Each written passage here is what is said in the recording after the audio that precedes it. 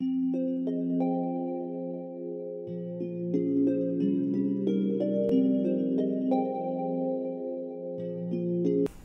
back to Open Med School.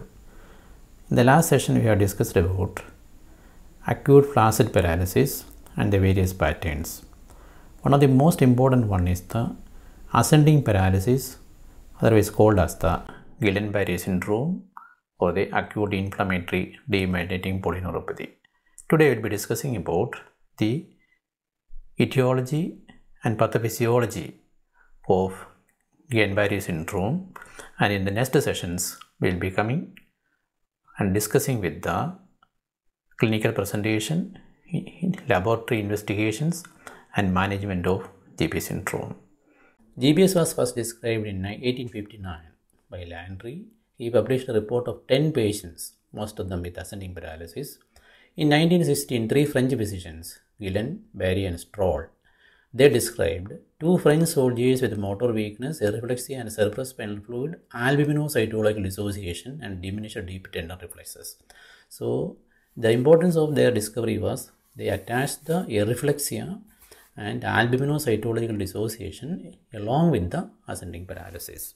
So these are the pictures of the first one is the Landry and second is the George Guillain and next is the Barre and the last person is the Stroll.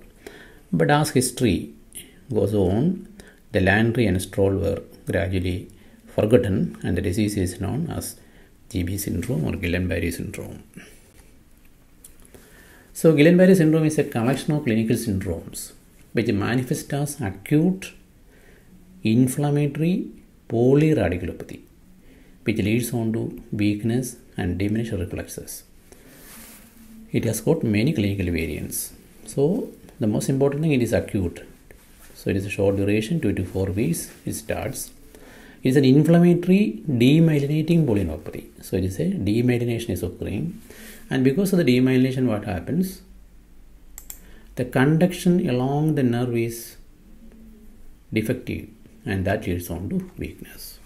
Typically the weakness is ascending one as described in the previous case. So the incidence is approximately 1 to 4 annually and has got a tremendous economic impact.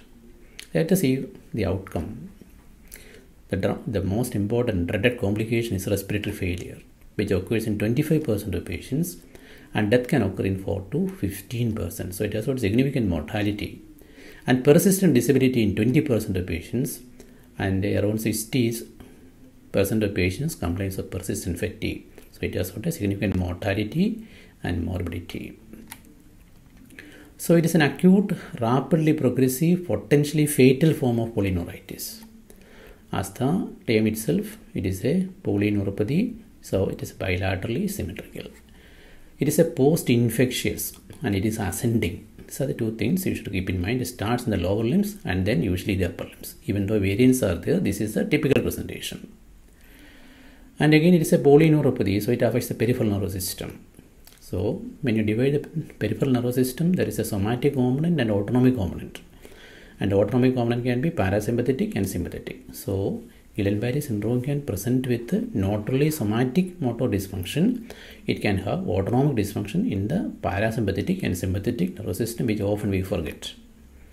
So what are the autonomic manifestations? It can affect any of the parts of the autonomic nervous system, but the most common thing is cardiovascular. It can present tachycardia, bradycardia, paroxysmal hypertension, orthostatic hypotension, anhidrosis, diaphoresis, and rarely can present with urinary retention and sometimes some facial flushing. So remember that this can produce significant autonomic dysfunction. Now we go into the pathophysiology of Guillain-Barré syndrome. It is a cellular immunity is said to be the possible mechanism. Most patients report an infectious illness weeks prior to the onset of GBS. Many of the identified infectious agents are thought to induce antibodies which cross-react with the specific gangliosides and glycolipids.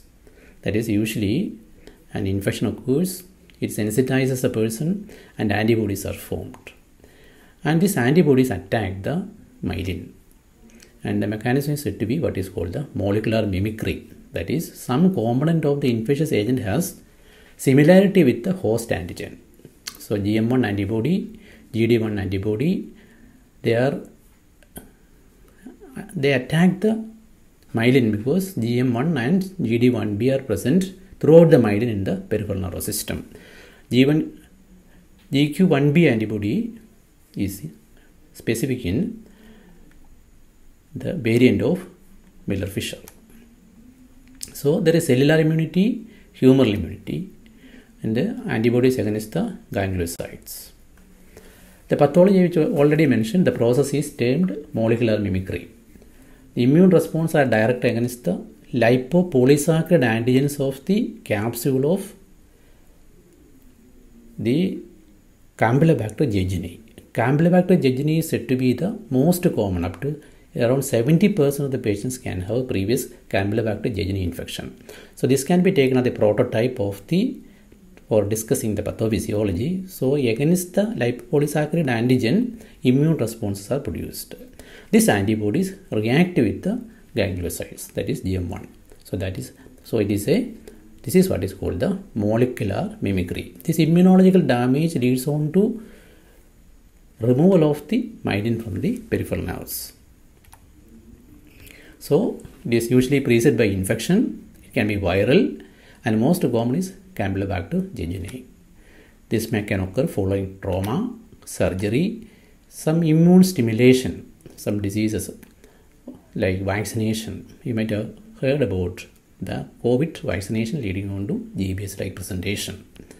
So it is a pathology is molecular mimicry. So the myelin sheath is removed. Initially there is in the pathology lymphocytic infiltration of the spinal roots. That is why it is called radiculopathy. That is, the lymphocytes infiltrate around the roots, and then you can infiltrate the peripheral nerves also. And as we know, the cranial nerves are also part of the peripheral nervous system. That is, cranial nerves are included in the peripheral nervous system. So cranial nerves can also be affected, especially the facial paralysis. Bifacial weakness is very common or not uncommon in GB syndrome. So followed by the lymphocytic infiltration, there is macrophage mediated multifocal stripping of myelin. So it is a macrophage that eats away the myelin. So this demyelination is occurring. So it is a acute inflammatory demyelinating polyneuropathy. So this leads on to profound delay in the conduction. So the conduction through the nerves is delayed and leads on to flaccid paralysis. So the recovery occurs when there is a remyelination. So this here you can see the myelin sheath is eaten by the macrophages. Initially there is a lymphocytic infiltration, then the macrophages are coming. This picture summarizes the pathology of GBS. Here you can see there is a cellular component and a humoral component is there. The initial insult is Campylobacter jejuni. In majority of the cases, antigen presenting cell identifies the antigen is presented to the B cells. The B cell converts into plasma cell. It produces antibodies. Different antibodies are there. The GM1 antibody that will be attacking the myelin, and myelin is stripped off by the macrophages. And so there can be other antibodies. One is the GQ1B antibody that will be presenting in Miller-Fisher variant, presenting with ataxia, ophthalmoplegia, and reflexia.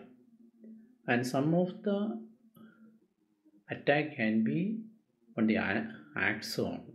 So the membrane attack complex can injure the axon directly, and that presents with the axonal variant of GBS. In the demyelinating variety, again the damage is mainly on the myelin is stripped off. So antibody attacking unknown peripheral myelin antigens are also there. So the named ones we have mentioned, GM1 and GQ 1B antibody. So the differing manifestations are depending upon which antibody is present. There are different subtypes of Guillain-Barré syndrome. So the important ones we'll discuss first. One is the acute inflammatory demyelinating polyneuropathy, otherwise called the ADP. Acute motor axonal neuropathy, that is axons are affected, myelin is comparatively preserved. And acute motor sensory axonal neuropathy, again here motor and sensory nerves are affected, and predominantly axons. The most important variant is the Miller-Fisher variant. In Miller-Fisher variant, there is ataxia, ophthalmoplegia, and areflexia. Usually there is no weakness. GQ1B antibody is classically present in Miller-Fisher variant. Acute pan-autonomic neuropathy can also occur. There is pan-autonomic dysfunction. Only pure sensory GBS can occur. Other important variant is a pharyngeo-cervical brachial variant of GBS. Typically the GBS starts in the lower limbs and it ascends up. But here it starts in the pharyngeal muscles and descends down. This can lead on to respiratory paralysis. So it is very important. The descending type has got a significant morbidity and mortality. So in the previous session, we have discussed about what is GBS, roughly the classical findings of GBS, what is the underlying predisposing factor, the pathology, and in the next session, we will be discussing about the clinical presentation in little more detail, the investigations and management. Hope this was useful to you, and keep tuned for the next session. Thank you.